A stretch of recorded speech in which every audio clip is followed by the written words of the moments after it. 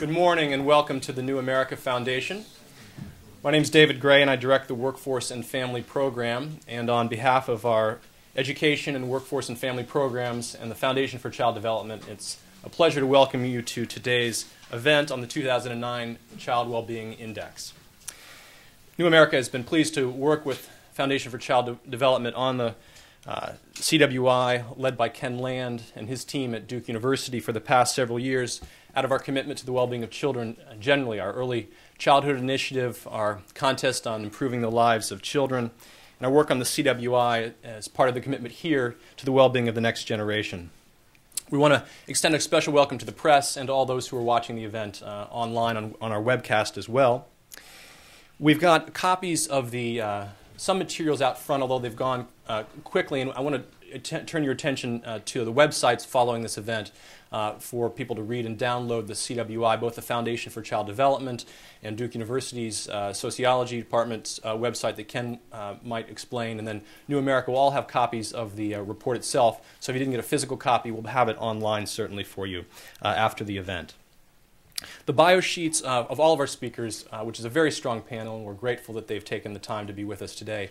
Bio sheets will be available. I won't go into detail about everyone's background, but we're thankful that people, I think you'll enjoy all of the speakers we have today. We're going to have a presentation by Dr. Land first to explain both the CWI for 2009 as well as the special emphasis that we're taking this year to look at the impact of this Great Recession on families and on children. And then following Ken's presentation, we have three strong panelists who are going to provide some insight and wisdom, and then we want to make sure we have lots of time for your questions as well. But first, let me call Ruby Takanishi to the podium, the president of the Foundation for Child Development. Ruby?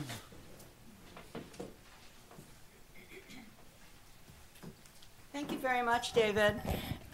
First of all, I'd like to thank David Gray and the New America Foundation for organizing and sponsoring this event.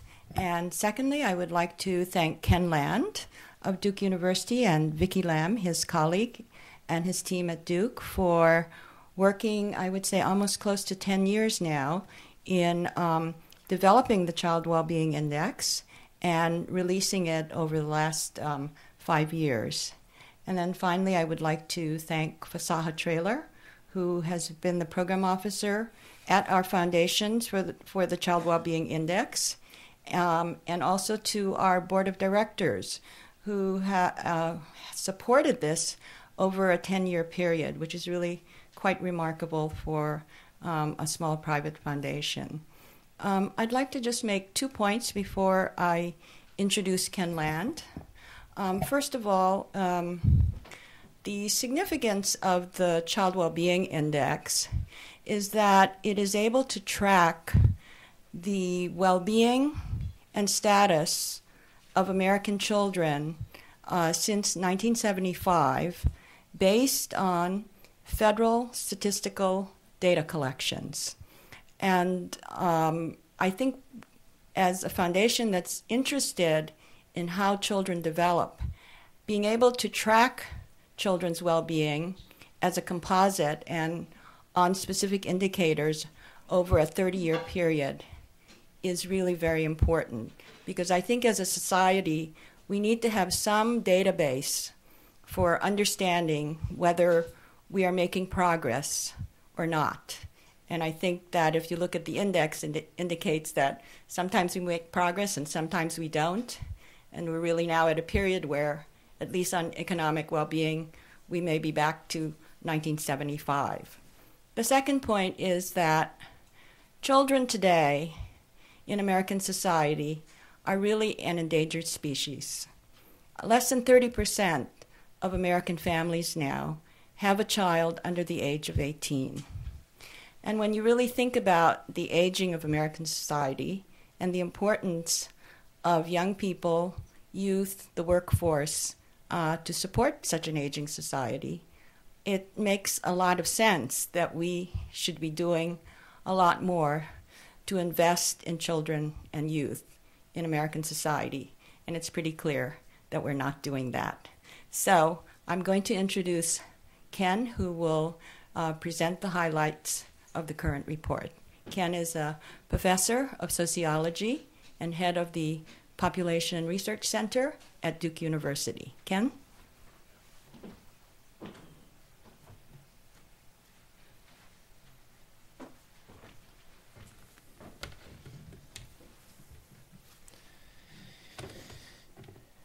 Let me begin by saying thanks to Ruby Fasaha and the Foundation for their support of this project over the years, to David Gray and the New America Foundation for this event, to all of you for attending. And I do want to mention that my collaborator, Dr. Vicki Lamb, is in the audience over here and is available for questions later on as well. I also want to begin by saying thanks to my friends and colleagues in the federal statistical system on whose work we build the Child Wellbeing Index. And some of them have been my former PhD students and collaborators, and I respect their professional work and dedication to their task. So with that as an introduction, let me get on with the event for today. So we're going to look at, we try to do two things each year on the CWI project. We do an annual update with projections to the most recent year for most of our indicators and the overall index. And then we do a special focus report. And it occurred to us as we were preparing the report for this year, doing the work for it, that obviously by last fall we knew we were in the midst of a quite severe economic recession, and so that we should take advantage of the fact that we now have, as Ruby indicated, data series dating back to the mid-1970s, and we've witnessed the impacts of 3 previous recessions, early 80s, early 90s, early 2000s, on our child well-being indicators, and perhaps we should focus on anticipating what the impacts of the current recession will be. So just a brief review. Some of you have seen this before, but bear with me for a moment. So the CWI, this is the composite measure of trends in the quality of life or well-being of America's children and young people since 1975. Our basic index has 28 indicator time series and 7 quality of life domains or areas of life. It addresses questions like, did overall child and youth well-being in the U.S. improve or deteriorate over the last 2 generations? Can we give some indication of how much and which domains or areas of social life for particular age groups, for boys and girls equally, for race and ethnic group comparisons, and did disparities in any of these comparisons increase or decrease over time? The methods of construction are as follows. We have our basic indicators, 28 indicators. We have an expanded index with 44 indicators as well that we track, but our basic index consists of 28 indicators organized into 7 quality of life domains: material well-being, or family economic well-being, health, some safety behavioral concerns, educational attainment, community connectedness, participation in social institutions, and social relationships with family and peers, and finally an emotional well-being domain as well. Each of these 28 time series in our CWI uses annual data from vital statistics and sample surveys, most of them done by the federal government or by major survey research organizations such as the Survey Research Center at the University of Michigan. Each indicator is indexed by base year. Our standard base year is 1975. Base year value of an index is assigned a value of 100, and then we measure changes in subsequent years with a value greater than 100, meaning the social condition is improved, a value less than 100, meaning the condition has deteriorated. The 28 indicators are grouped together into 7 domains of well-being. Within these domains, Each indicator is equally weighted, and the 7 domain indices are combined into the overall CWI. Each domain is equally weighted in the construction of the CWI. Now, I'll just comment briefly on the methodology here. The problem with 7 domains is we have experts in each of those domains with vested interest. And everyone thinks their indicator series or their domain is the most important. So actually we studied, I'm a fellow of the American Statistical Association, we studied the statistical foundations of equal weighting, which is sort of an ad hoc procedure up until now. And we published an article a couple of years ago showing that the equal weighting method has a statistical property, namely it's a minimax estimator. It minimizes extreme disagreements on weights among a population of individuals who are assessing well-being. So it's basically a minimax estimator. With that as an introduction, let me go on to look at the first figure here. Figure 1 shows the Child Wellbeing Index from the base year 1975 to 2007 with our projections for most of our series for 2008. And you'll note here that Figure 1 identifies, and we've talked about this in previous annual reports, a long recession in child and youth well-being from basically the early 80s into the mid-90s, and then a substantial recovery to the year 2002, and some oscillating patterns in the subsequent years. Just as the CWI was the first to suggest that perhaps changes in many of these indicator series were not disparate trends, but rather indicative in the whole of improvements in child well-being as a whole. Just as we were the first to say that perhaps this construct was declining in this period and recovering here, in the more recent years in our annual reports we've talked about this oscillating pattern, this kind of stall and slow increase that we've experienced since the early 2000s.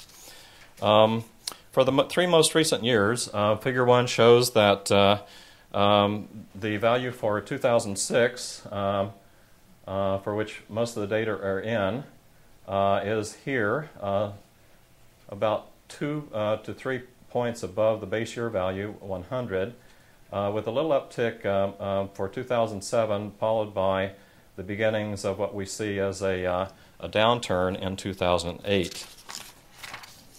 Now we can also look at the domain-specific indices, and this is stuff I've just talked about. The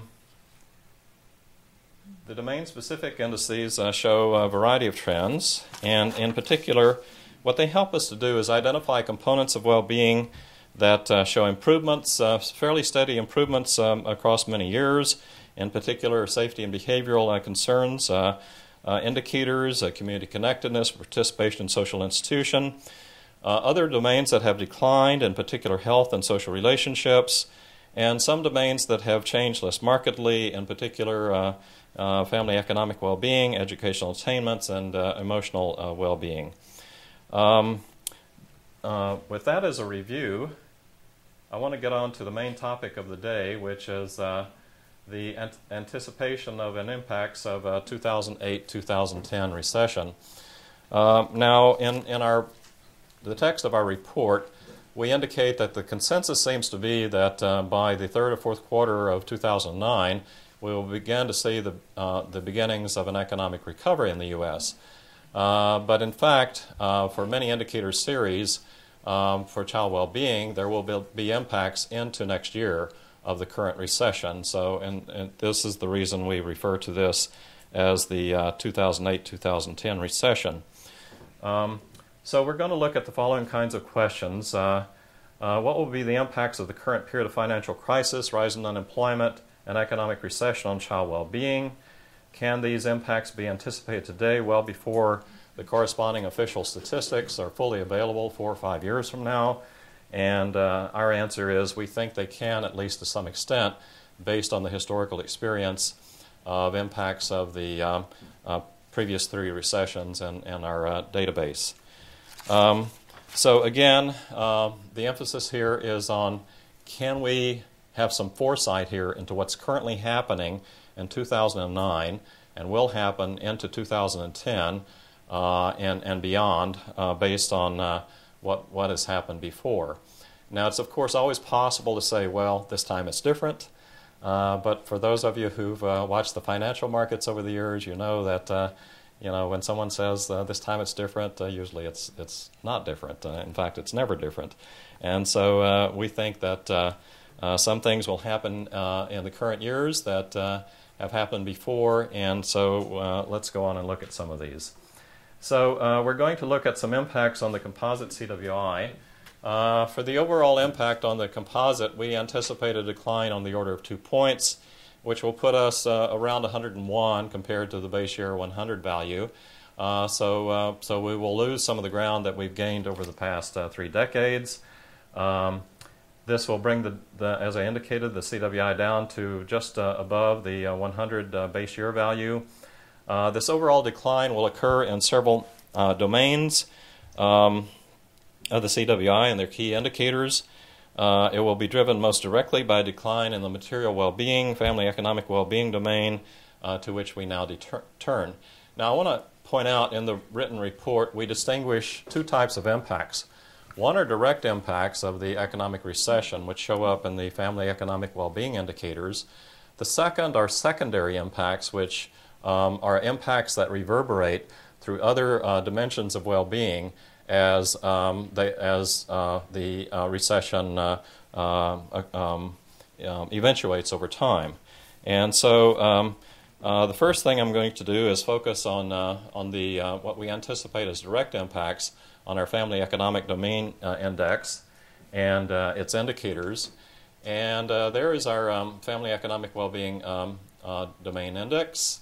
And again, it starts out with a base year value of 100 in 1975, a period of upturn, and then a downturn with the first recession of the early 80s, a recovery, the impact of the 1991 recession, recovery up until 2000, and then the impact of the 2001-2002 recession, a very slight recovery after that until the most recent years, and our anticipated decline into 2010 and recovery in the years beyond.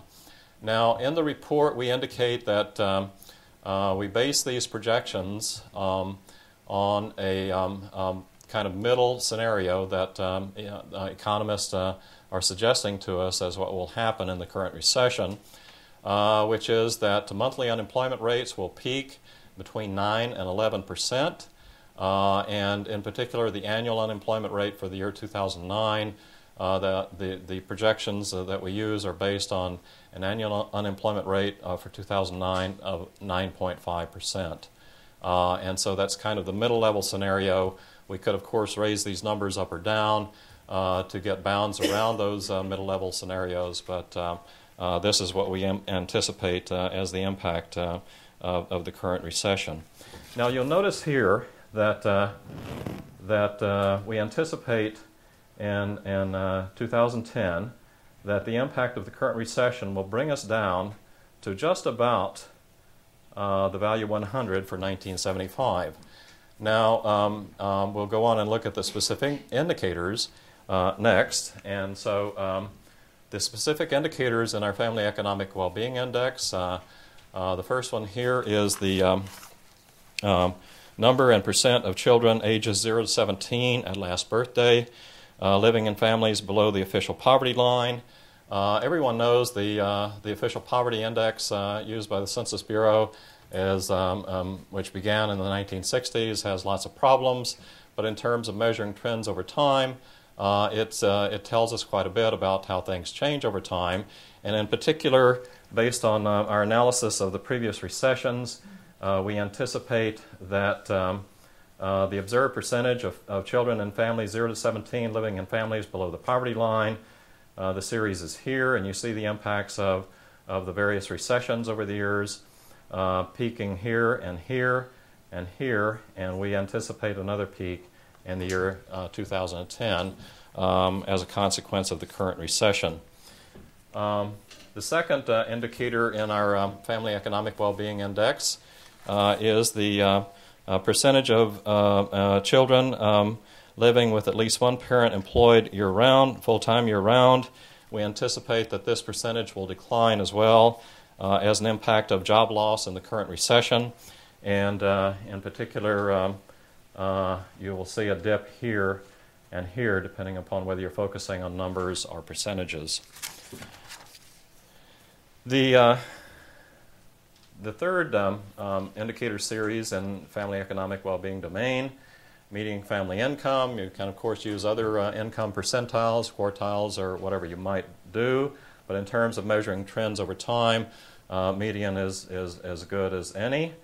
And we again anticipate there will be an impact, a decline in median family income. This is family income for families with children ages 0 to 17 at last birthday. And you see a decline here projected for 2010, bringing us down to levels not seen since the mid-1990s. And this is in real dollars, so there's no inflation impact here. We also show the charts for single-parent families with children, two sets. One is male-headed and one is female-headed. And you can see the anticipated impact is more severe for male-headed single-parent households because males are more likely to be employed in those sectors of the economy that are experiencing severe job losses than females, and so the impact will be even larger for male-headed single-parent households than for female-headed single-parent households. But overall, the impact, the series is here, and again, we will see this this dip to the year 2010. The next indicator series in our Family Economic Well-Being Index pertains to health insurance coverage. And there we anticipate fairly steady levels through the recession, but you will see that there's some continuing trade-off of coverage by private insurance, by coverage with public insurance, S-chip programs in particular. Now again, these are fairly direct impacts of the current economic recession. They work through employment. People lose their jobs, incomes decline or stagnate and decline in real dollars. But the virtue of the CWI is that it forces us to focus on the whole child and all the domains of life that are experienced by children as well as by ourselves. And as the impacts of the current recession reverberate through parents' employment and income patterns into families, and some people are forced to move or lose their houses, and otherwise have severe economic restrictions on what they can do. There will be secondary impacts on other aspects of child well-being. And in addition, in the public sector, I'm sure I don't have to tell you, if you live in a community, probably your community is facing severe budgetary problems in all sorts of public sector institutions, certainly schools, certainly programs oriented towards children and adolescents that treat in particular children with problems, and delinquency prevention programs, and we could go on and on and on. And many of those programs are facing severe budgetary problems and cutbacks, and as those cutbacks occur, it's possible, and I will come to back to this point in the end, that we can step in at least temporarily to bat for the public sector programs that are being crimped. But nonetheless, there will be almost surely some impacts of those cutbacks on other aspects of child well-being as well. Now, in the report, we identify a number of these potential secondary impacts, and up here I've got a table, a couple of tables here that show our groupings by indicators within the other domains of well-being, and the specific indicators within the domains. And in particular, there is a concern with recession obesity, apart from the general secular trend towards increasing overweight children and obese children in American society.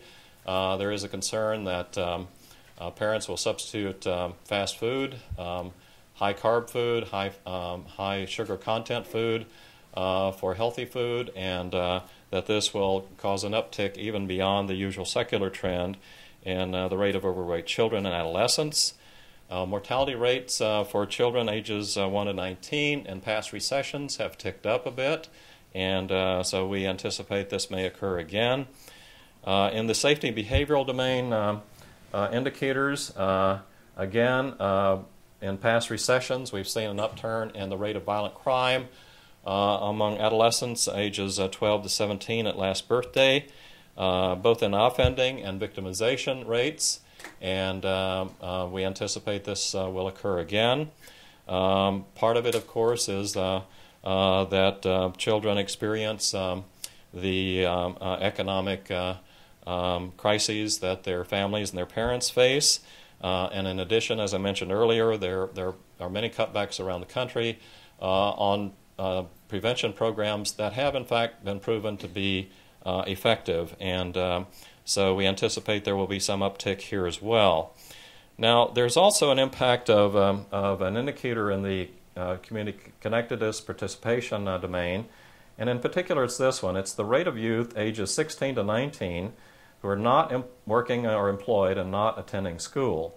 And that's a particularly critical age group beyond the age of mandatory school attendance. And so these are young people who have not a connection to either the schooling institution or the economic institutions, and are particularly vulnerable to potential delinquency and crime problems, and in particular violent offending and victimization.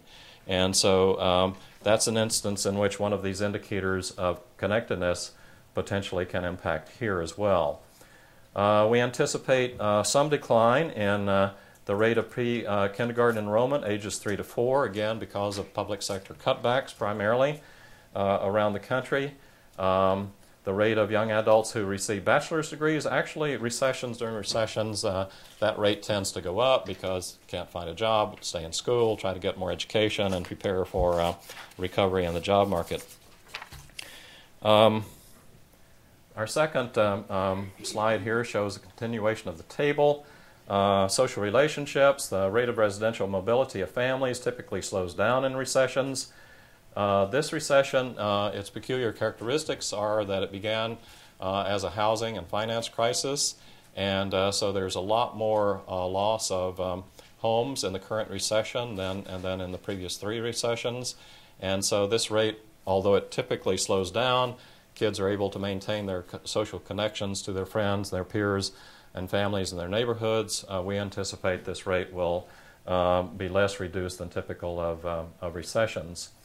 The rate of children living in parents headed by a single parent likely will go up. Families under economic stress will experience emotional distress as well. And what we have seen in the previous recessions is that this causes some dissolution of families, and so this indicator series will tick up. Suicide rates for ages 10 to 19 have gone up as well in previous recessions. However, that increase is moderated by what we have seen in previous recessions as well. That is, rates of participation in religious institutions, which give meaning to life to some extent, go up during recessions as families and children try to make sense of what's happening around them. And this moderates to some extent the uptick in the suicide rate.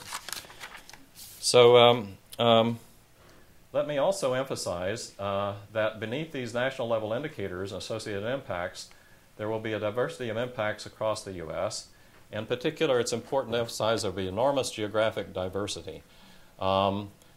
Communities, local communities, and states where there has been a concentration of bursting of the housing crisis and concentrated loss of jobs will experience these kinds of things much more severely than some other communities will. And so there will be tremendous geographical diversity and impacts. And there will also be diversity across race, ethnic, and socioeconomic lines. Our previous research shows that during periods of decline of the overall CWI index If you get a decline in the overall index of about 1 point, generally one finds a decline of about 2 points in the indices for major ethnic groups such as African American children and youth and Hispanic children and youth. And so there will be a diversity of impacts across race, ethnic, and socioeconomic lines. So in conclusion, I want to emphasize that the virtue of the CWI is, again, this comprehensive composite view of child well-being. It forces us to recognize that children don't just go to school. They don't just have good health or bad health. They don't just have families that are intact or not, a loss of social relationships or not. They're not just emotional creatures, but they're all of those things and more. And so the CWI forces us to view all of these things together as a composite view, and we have shown in previous studies that it has a good deal of external validity in explaining trends over time and how children themselves feel about their life satisfaction. What we've done here is analyze interdependencies and interactions of indicators and dimensions in well-being. And so this alerts us to the potential for a variety of negative consequences in the current year and next year in particular. And in particular, we indicate there's a high probability to be some reversal of decades-long improvements. And it's, again, bottom line here, it's important that we, as citizens, parents, residents of local communities, and in particular community and political leaders, be aware of these things that will occur over the current period, well into next year, no doubt, and that actions can be taken to ameliorate them at all levels of society: families, local community residents, participants in social institutions, political leaders, and so forth.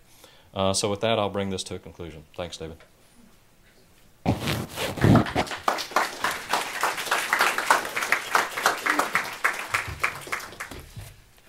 Thanks very much, Ken.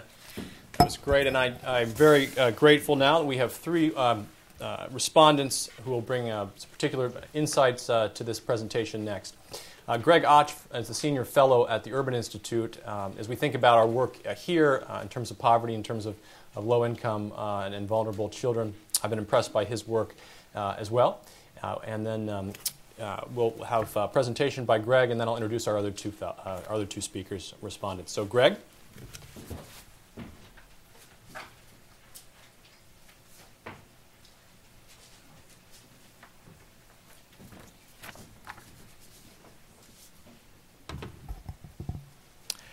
Good afternoon. I'd like to thank and congratulate Ken and his colleagues on tremendous work with the CWI. Thank the Foundation for supporting this work, and David and New America for hosting this event and inviting me to speak at it.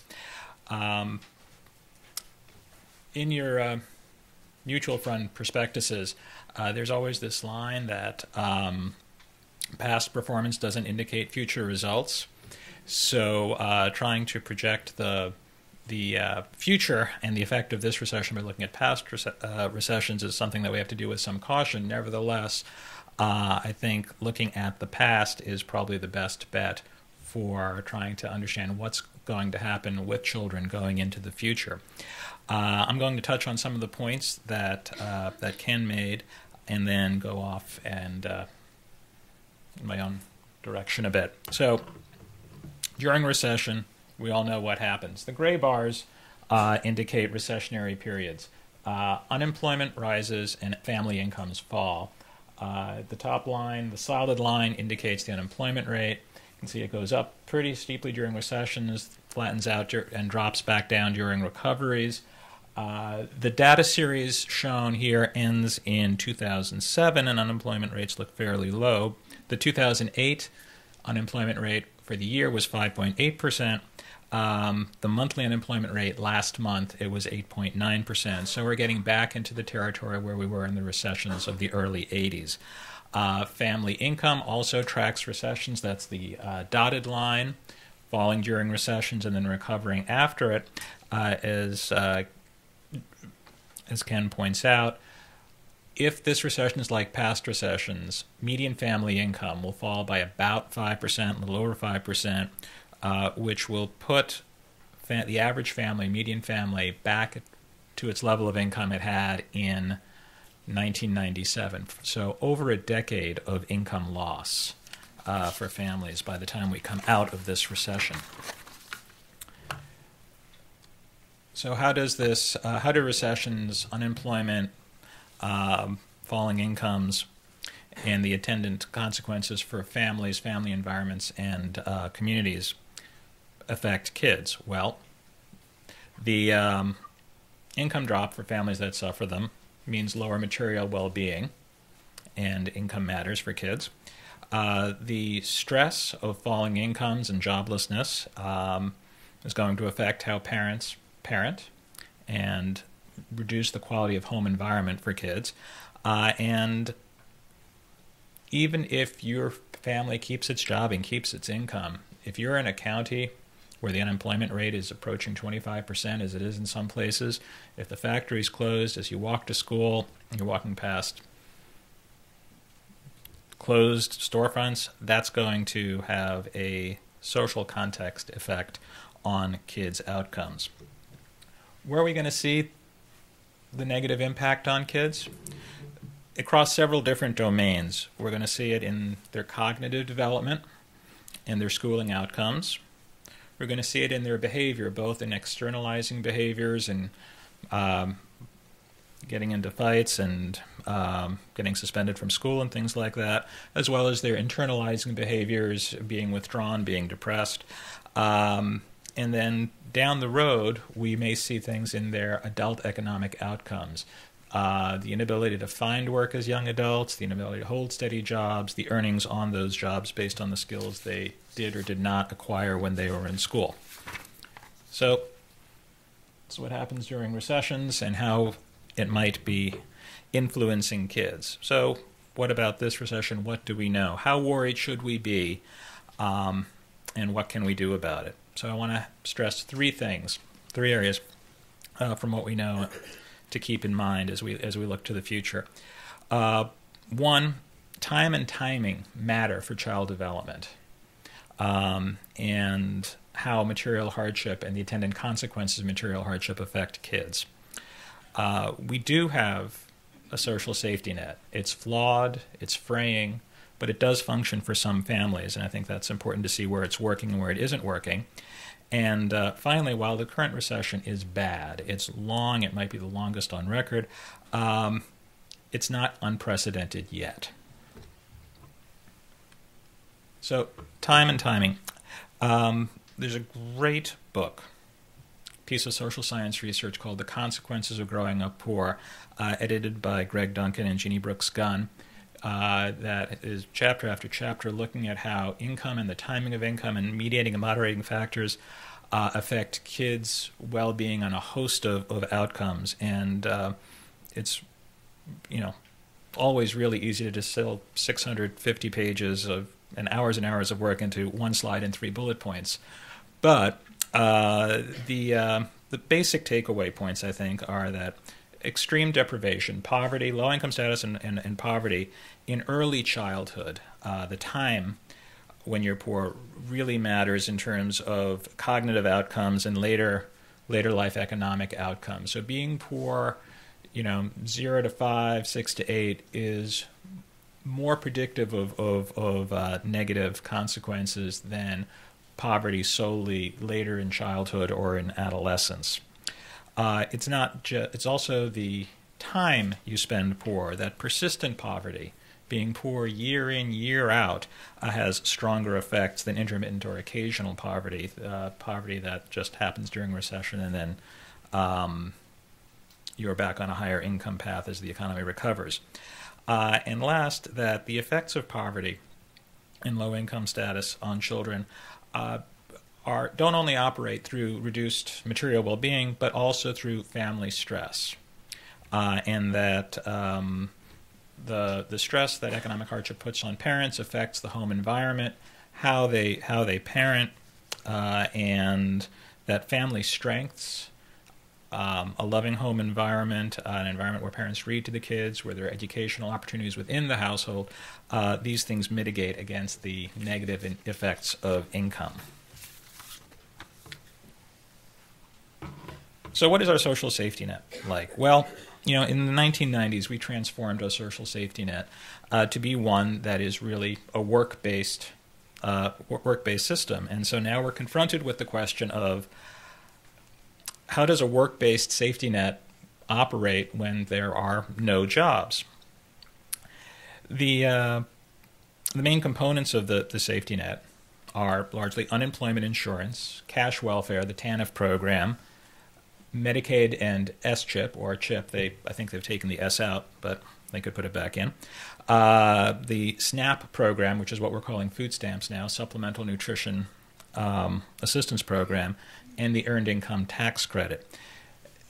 Some of these safety nets don't really work that well when there are no jobs. Other parts of the safety net have responded quite admirably.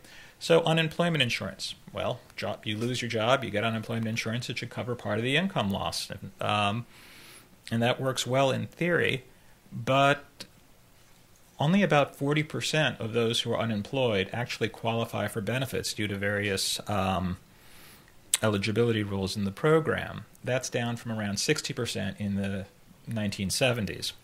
And also firms are becoming much more aggressive about challenging employees, former employees, when they file for benefits. So even if you claim the benefit, your employer may challenge it to keep you from getting the benefit. The TANF program, cash welfare is no longer an entitlement, it's a block grant. And so it is theoretical that if families increasingly turn to TANF for assistance, the funds available in this block grant could be exhausted. Now that's a fear. It's not likely to happen anytime soon because the block grant was set at a level when caseloads were about 5 million families. It's down to 2 million families, so we should be able to sustain an increase at least up to 3 million families. There's also some contingency money, $2 billion in contingency funds available to states if they need it, although there's a matching requirement for them states to put up some money to get that money. Where I think the problems will arise is that states are using or have used their TANF monies to support work in other ways other than providing direct cash assistance through, for example, state tax credits for working families, child care assistance, and those monies are going to get thin if you have to pay more in benefits. The public health insurance system does respond. There are estimates that my colleague Stan Dorn at the Urban Institute has produced that suggest that if unemployment goes up by about 1%, 1 percentage point, about 1 million kids and adults combined will pick up public health insurance. So that will cover part of the lost employer-sponsored health insurance. However, the state contributions towards Medicaid and CHIP are being curtailed because states don't have money, and so they're reducing the eligibility criteria. So these health programs are responding well, but they are coming under stress. Food stamps, or SNAP, one of these days we'll just change the name, is responding remarkably well. And it's part of the result of a recognition under the work-based safety net that lots of low-income working families don't earn enough to completely make ends meet, and that food stamps can really help. So we've tried to make it easier for working families to access these benefits through administrative changes such as extended office hours, electronic recertification to see if you're still eligible for benefits. And during this recession, lots of needy families have turned to food stamps. Last estimate I've seen is 1 in 9 Americans are receiving assistance through the SNAP program. Also, under the Recovery Act, the benefits have been temporarily increased by 19%. So I think the food stamp program has responded. The SNAP program has responded quite well to the current recession. And lastly, there's the EITC, which is really the heart of a work-based social safety net. It's a huge program providing about $50 billion of assistance to low-income working families. But you only get the benefits if you work. The more you work, the higher the benefit until you're around $17,000, and then the benefit starts phasing out. It can be up to, say, $5,000 for a family with 2 kids and incomes of around $14,000, $15,000. The problem is that it is not a counter-cyclical program. It does not respond during a recession. So you get the EITC, by and large, when you file your taxes.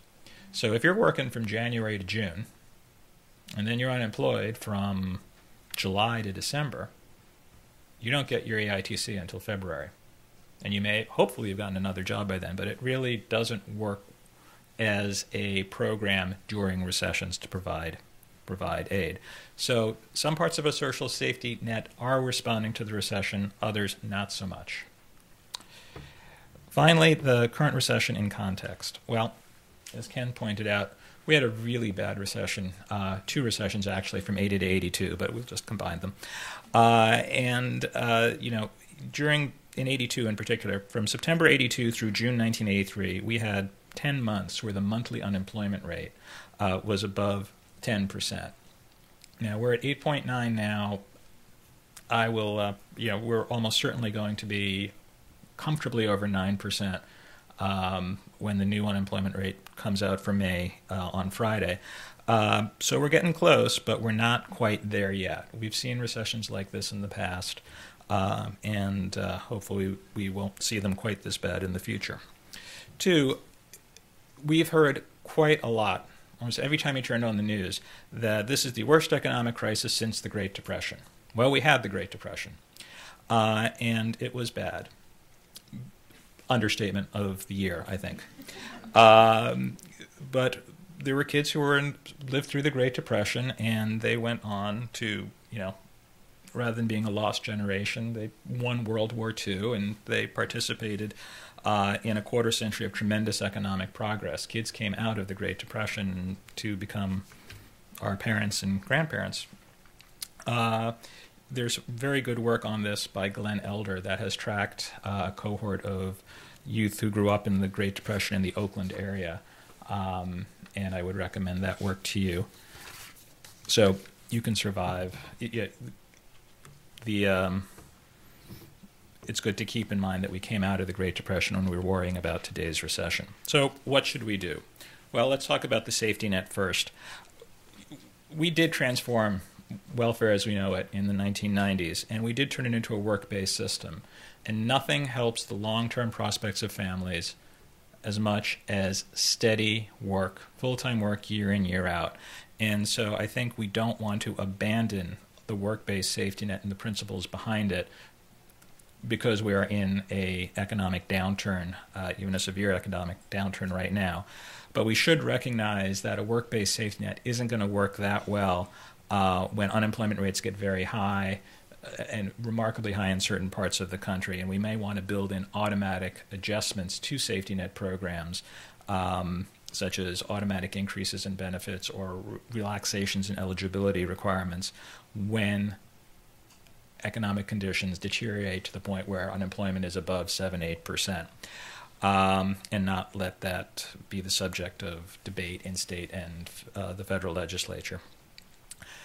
2, income matters, but income is not the only thing that matters. Family stress matters and parenting matters, and I think it would be very useful to improve our outreach to parents, whether through public service announcements or through the presence of social workers or materials at points of access to safety net programs, that even though you lost your job, even though it's harder for you to be the breadwinner in your family, you are still a parent. And even though you're stressed and you don't want to read to your kid, and even though you're stressed and your temper is short, you are still a parent. And you still have to focus on your kids' well-being. I know that sounds very Pollyanna-ish, but I think it could have profound benefits for kids to help them weather recessions and be a fairly low-cost type of intervention. And finally, given what we know about the timing and the nature of poverty and how it affects kids, we really have to focus on the long term. The kids who were poor before the recession and who will be poor after it ends, their problems are not cyclical. It's not a downturn in the business cycle. It's the negative effects of being poor year in, year out when you're growing up. These kids are where we really need to focus our long-term investments, not just temporarily during the recession when we're paying attention to poverty again, but even during the recovery, from early childhood education to continued investments in school, to nutritional programs that target low-income families like the WIC program, and to also reducing things that lead to long-term child poverty like non-marital childbearing, especially by teens and folks in their early 20s. That's it. Thank you very much for your time.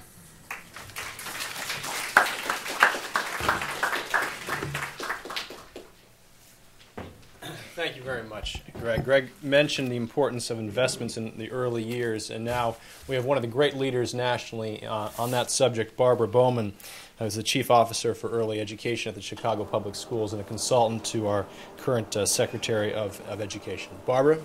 Thank you. Thank you very much, and it's a pleasure to be here today. I certainly want to thank the Foundation for Child Development and the New Educational Foundation for presenting this material for us. The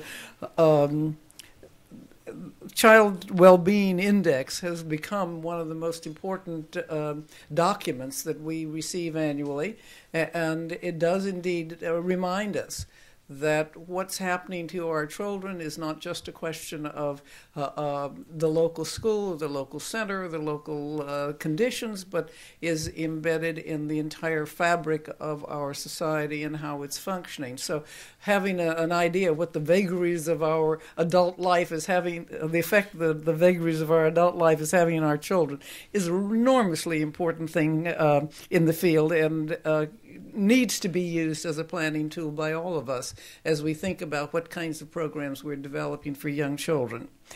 In a way, I guess we have the good news and the bad news.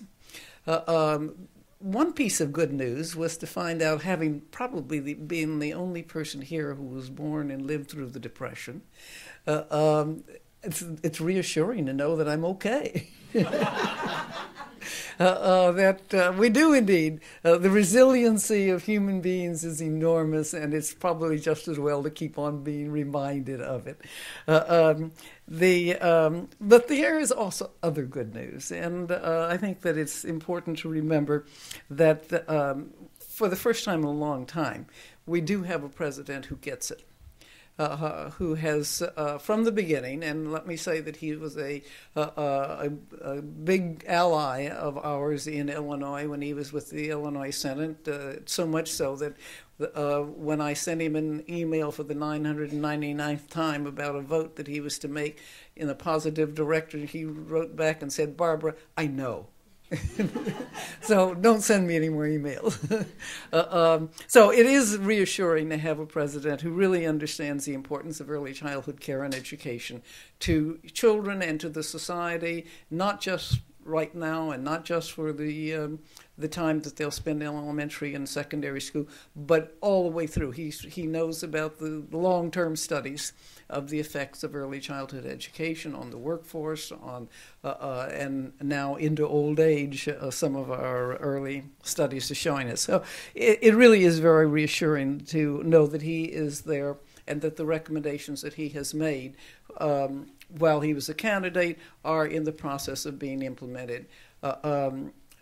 I think it's also reassuring that Secretary Duncan has been a strong supporter of early childhood programs during the time when he was the CEO of Chicago Public Schools. Indeed, he was so strong he brought me in to jump up and down and scream about how important they were and what he needed to do.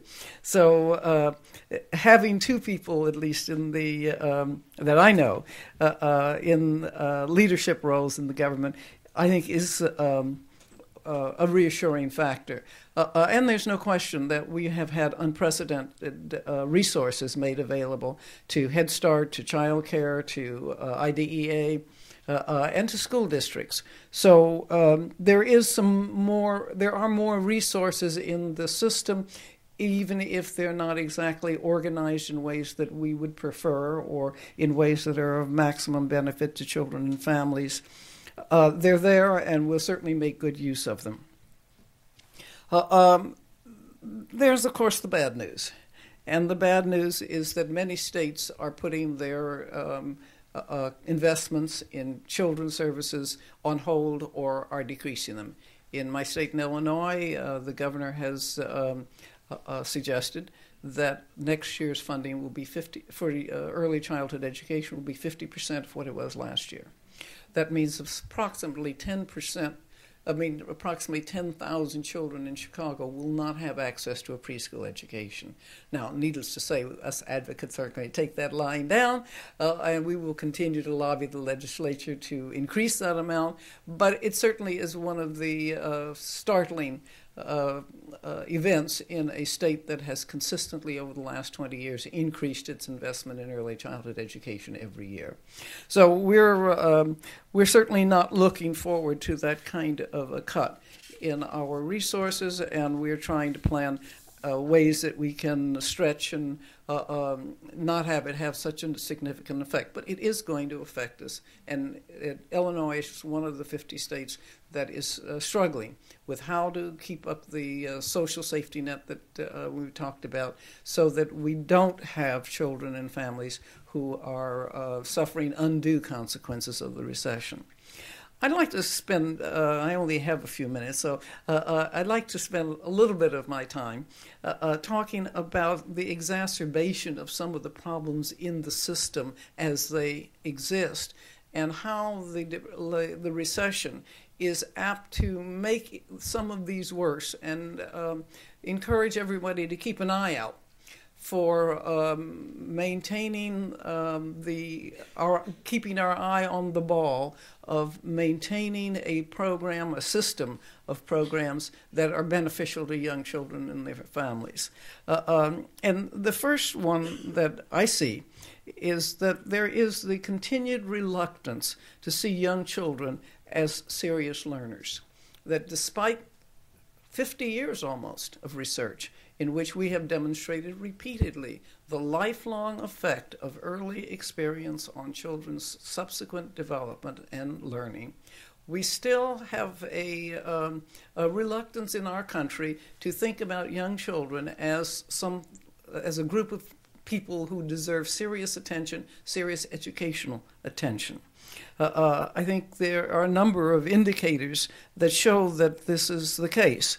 And we begin right in families, and the number of families who do not think early childhood education is an important thing for them to support, even where programs are available. Many families do not make them available to their children because they think their children are better off at home. They think their children don't need that kind of larger community input. We certainly have a number of citizens who don't think government ought to be involved in the education of young children and have been reluctant to put the kinds of resources into the early care and education system that it needs. I think the example of the child parent centers in Chicago that were funded out of the Title I monies 30 years ago, and that have demonstrated that an ordinary public school district can create a program for young children that has a lifelong impact. The children in the child parent center children are now in their 30s, and they're still they still are not comparable to the control group children, and are heads and shoulders above them in terms of employment and education, all the usual social markers. So despite this research that has said this is very important, I think there's still a reluctance to invest the kinds of resources that we need in early childhood education and care that will be required to get the kind of benefits that we always talk about as being available. The final thing I do think is important to note that in Illinois we also have had a cutback in IDEA, which means that children who were receiving special education services in their centers, in their child care centers particularly, may no longer receive services there. So if parents can't go pick up their children and take them to the resources, the children simply will not receive the kinds of services that they were due. So this is pervasive, I think, throughout the system, and it's just being exacerbated by the recession. The second issue that I think affects our ability to be responsive to the recession and to the needs of children and families is a fear of standards about young children. There's a real sense that we don't need high standards in licensing, in other learning standards, that somehow or another we should make all of our decisions about young children and their families on an individual basis, and that standards are just pushing us to stamp out uniform children, standardized outcomes. And I think there's a real hesitation in the early childhood community to focus in on raising standards. The recession is simply going to exacerbate that and make it less likely that the impetus that was beginning to gather around setting standards and even setting some national standards is going to be dissipated by the emergencies that are going to hit over the next year or two. And finally, I think that NCLB has pushed the education system into thinking life begins at 9. That the emphasis on third grade test scores has focused attention, the LEA's attention, on second and third grade rather than on kindergarten and preschool. And we see this certainly as I go around and talk to teachers. The kindergarten teachers are as unhappy as many of the early childhood teachers are, that the recognition of their importance in producing the kinds of results we want to produce are simply unrecognized. So I think that we do need to focus much more heavily on getting the message out that education begins at birth, that the kinds of programs we provide for infants and preschoolers and kindergartners and first and second graders are as important as the ones we provide for third grade on up. And that we are careful not to let the recession get in the way of the continued focus on the 0 to 8 continuum that we have been pushing so hard in the early childhood field. So those are some of the concerns that I have about the current recession and its implications for the systems that we have in early care and education, and I hope I stayed in my time limit.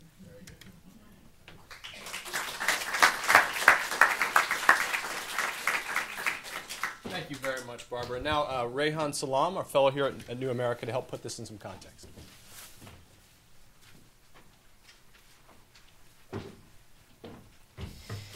Hi, everyone. Thanks very much to David for organizing this, and also to Richard for producing this invaluable report. I was originally going to talk a little bit about the international comparative context, but frankly, I think I'm talking to an audience of experts. So the key thing to keep in mind is that America is doing a really, really bad job on a lot of these issues relative to other countries. And a key thing to keep in mind is that there's this kind of split in attitudes. Do you provide work supports, or do you provide benefits that are not tightly connected to work? And this is an issue that Gregory was talking about. And I think that, you know, the issue is that when you look at countries that have been the most successful is they manage to do both somehow. If you look at France and Australia, for example, one interesting statistic is how many children living in poverty are living in jobless families versus families with jobs. And in a country like, in France, Australia, and in the Northern European countries and the Scandinavian countries, that number is 60% or higher, which means that it's very rare to have people who are working poor. In the United States, the number is 20% or less, which means that we have a tremendous amount of low-hanging fruit in this area. How do we improve the social safety net so that it's actually, seeing to it that, we're making work pay in some broader sense? So in terms of providing you guys with some historical context, Gregory was also talking about the Great Depression and how it actually ended up producing a lot of fantastic kids who did amazing, wonderful things. It's also worth noting that in in the broad sweep, there have been really radical changes in family composition since that time, as I think we'd all acknowledge. And in the 1920s, there was this real cultural shift in which you had, for the first time ever, a majority of children growing up in households where you had a sole male breadwinner.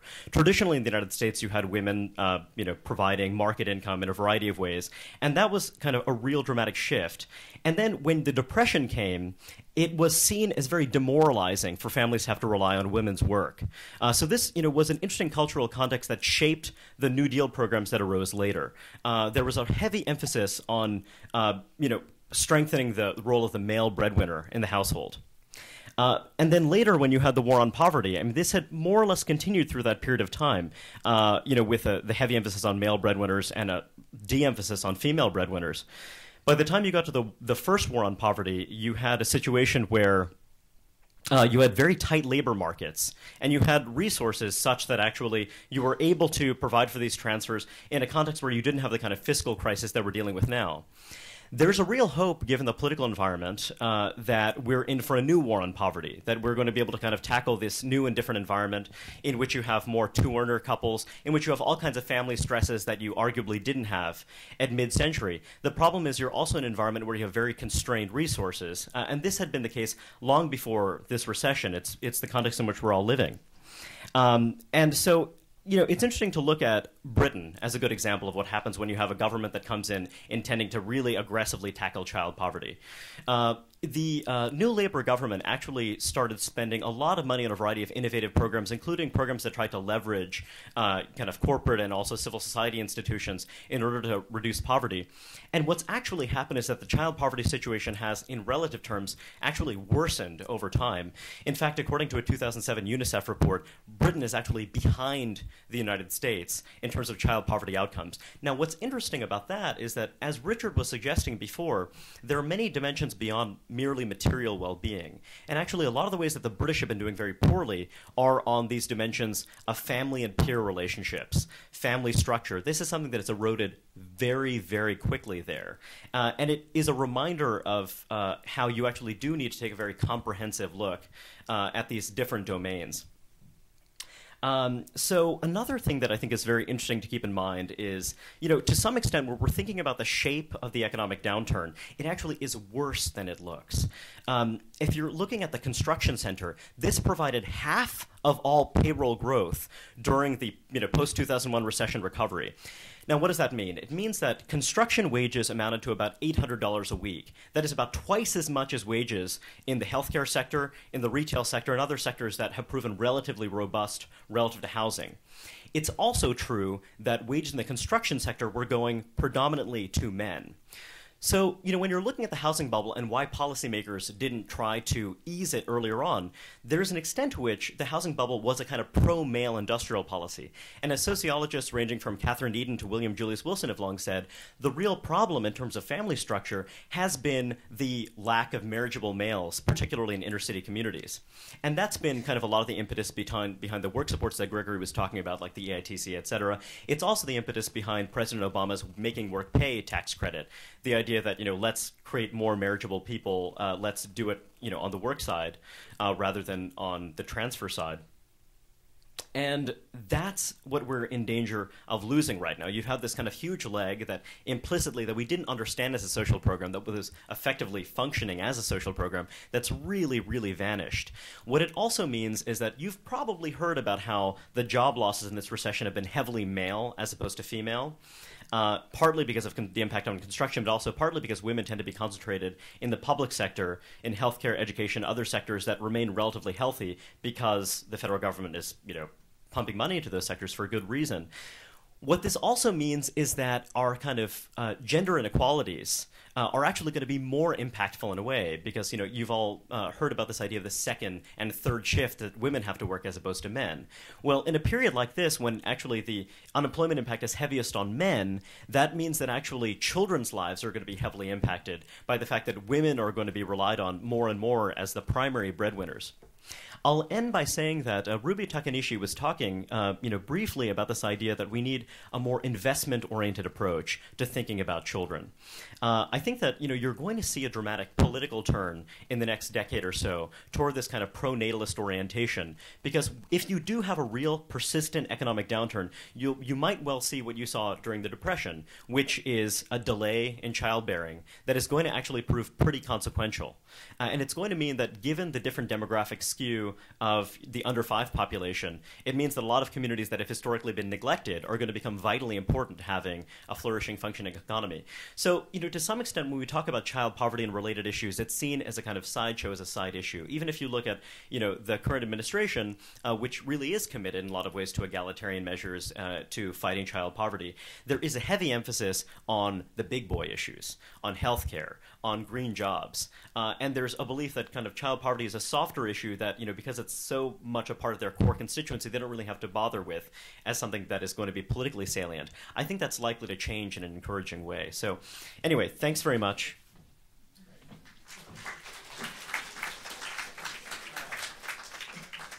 Rehan, thank you very much. I'll now invite both Ken and our 3 respondents to come up here if they wouldn't mind.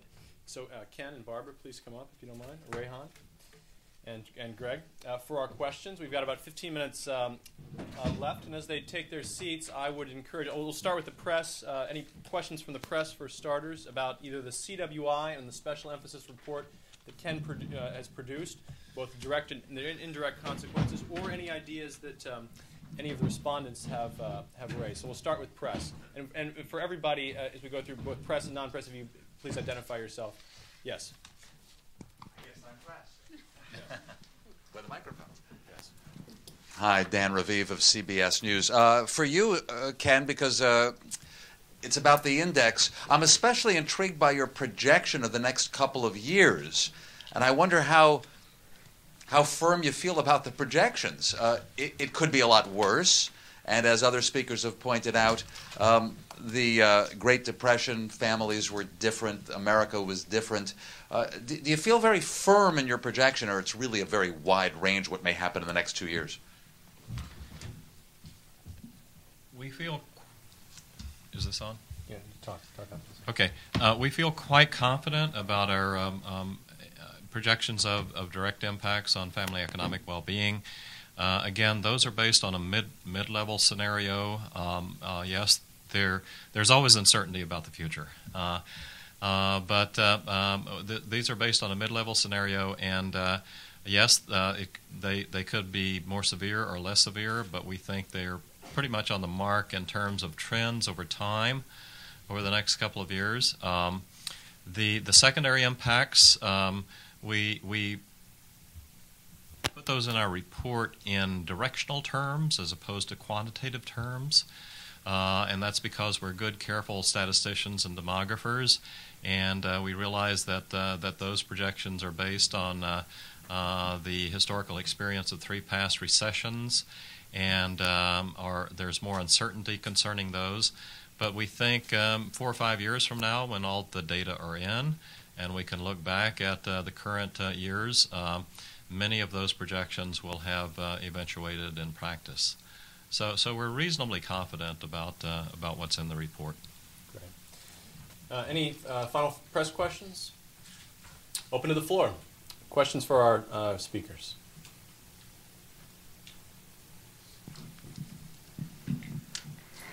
Hi, this is Elaine Weiss from the Pew Center on the States, and I actually have a question following up on something that Rehan said, and this is about understanding that the index is intended to track change over time and not really hit any one specific point.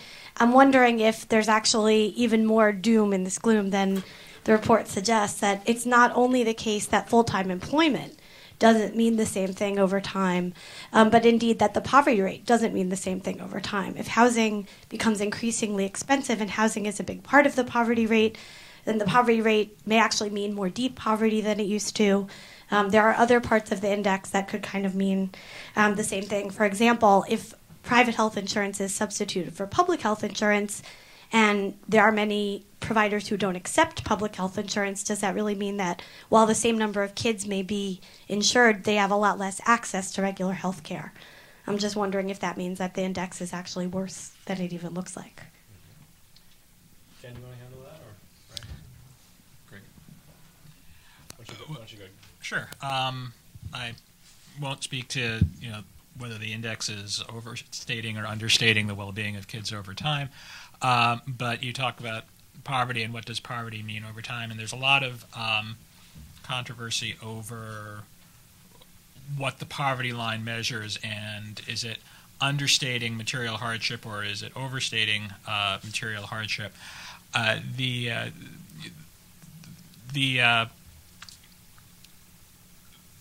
poverty line, the official measure, is a very simple measure based on food consumption and inflated over time. There was an estimate of what it costs to feed a family of four. In the late 1950s, there was an estimate that said that families spend about a third of their incomes on food, so they multiplied it by 3, and there's the poverty line, and we adjust it. Of course, it doesn't take into account that we don't spend as much money on food now as we did in the past. We spend a lot more on housing and health care than we did in the past. It only counts cash income and not other things that help families get by, so it doesn't count the earned income tax credit, which is up to $5,000, which is a lot of money not to count when judging whether a family is needy or not. It doesn't count food stamps. There's a strong move afoot to change what we count as income in terms of determining poverty and what we count as needs to get a better sense of how many families are truly needy. The Census Bureau has been very good about putting out some alternative measures of poverty over the last few years, and basically we probably understate needs, but we also understate income. And so if you look at a series on these alternative poverty measures and how they compare, it's slightly higher with an improved measure, but not a lot. And I think the important difference you see is in certain high-cost living areas where taking into account things like the cost of housing, like in New York City, if you take that seriously, you do get substantially higher poverty rates in certain areas. But overall, it's a hard thing to measure with one number. And so I think there's a great service to Ken's work where not only does he present one number as a composite child well-being index, but he also breaks out each component and looks at how different domains are going. Ken, do you have anything to add, or Rehan? Yes, you're quite right. The main focus of our CWI work is on trends over time. And yes, things could be worse than we're picking up in our indicator series, or they could be less severe in some cases. But we think at least the general pattern of anticipated changes in the current period and over the next couple of years will be pretty much on the mark. One thing I'd add briefly is, of course, this is kind of a metaphysical question, but I think that when you look at the greater heterogeneity of the population now, when you look at children who are non-native born or the children of immigrants, it's interesting to think about this in the context of, if you're in Queens and your family's from Guyana, actually there is a kind of, tremendous uptake in your quality of life in a funny way. And so when you're looking at the under 5 population, given that actually that's a much larger component, that's another way of kind of complicating it. This is a part of the research agenda of Lan Pritchett at the Kennedy School, the idea that actually it's important to look at GDP per natural. So in a way, when you look at it in this slightly wider cosmopolitan context, that really does actually complicate some of these issues where actually you're seeing more benefit happening, again, beyond the kind of narrowly national context, focusing on native-born children. Great, thank you, Rehan. Further questions? Bill. Thanks. I'm Bill O'Hare with the Kids Count Project at the Annie Casey Foundation. This is for any of the panelists, I guess. But put this in a little bit of a political context. Given the agenda of Congress, what are the issues or policies or programs or budgets you think are most important for them to address given the pending downturn in child well-being? Right. Barbara, do you want to start? Do we think about the investments in early kids? Well, I think there is no question that the economic situation has taken a larger role in the kinds of social programs that have come out of the government over the last 3 or 4 months.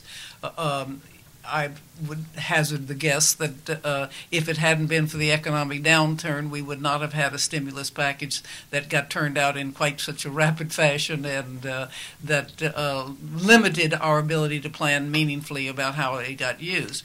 On the other hand, I don't think there's any question that it has had an enormous effect on the social service system.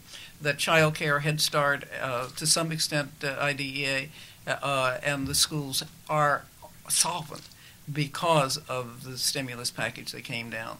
So I think there's I'm not sure that there was an alternative. At this point, however, there is planning going on.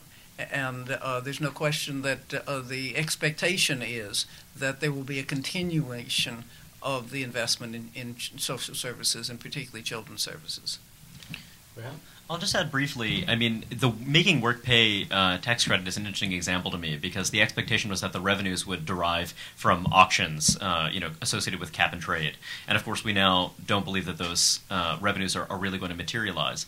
And so I think that, there were certain ambitions regarding how these different pieces would fit together. I think Gregory's presentation to some degree emphasized the way in which these policies actually have to be made to work together. And I think that that's a lot of the emphasis that you saw, for example, during John Edwards' presidential campaign, the idea that you need sort of more tightly integrated approaches to think about these things. But the thing is that, we're hitting up against a situation where, given longer-term fiscal constraints, 4 or 5 of those pieces are no longer seen as viable. So actually, can you continue making progress given that that's true? And I think that that's certainly what I worry about. Okay. Any other questions? Yeah. Hi, I'm Shannon Christian, consultant. I used to run the Child Care Bureau, and one of the things that struck me looking at the index is that for early childhood investments, what we see is the number of pre-K, children enrolled in public pre-K as the number, because that's really the only one we can count easily.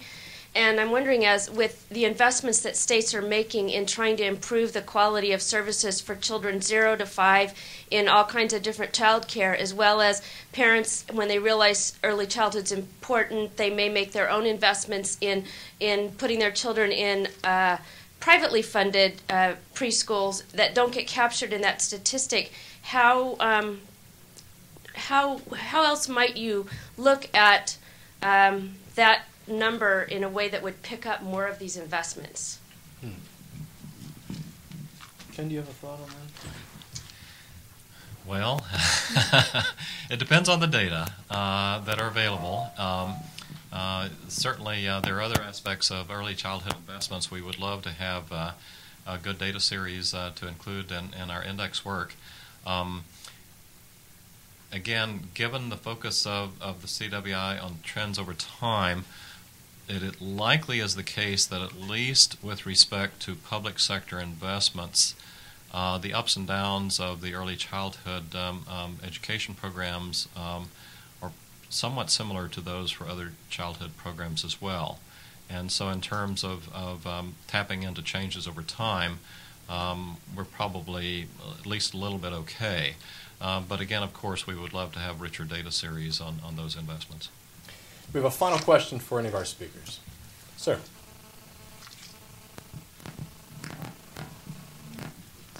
Arnold Packer, retired from Johns Hopkins. On family income, do you take into account the changing family size?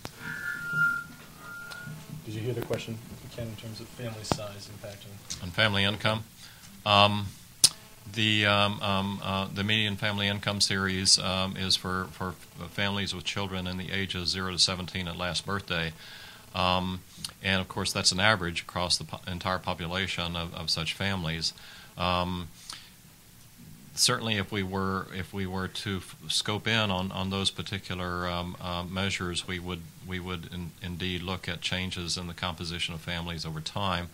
But in the CWI, the main function of series like that are to help us to to tap into trends over time, and that's how we use that particular series. All right. We're at 1 o'clock now. I'd like to thank Ken and Greg and Barbara, Rehan and Vicky, and Fasaha and Ruby at the Foundation for Child Development, and all of you for joining us today. We are adjourned. Thank you.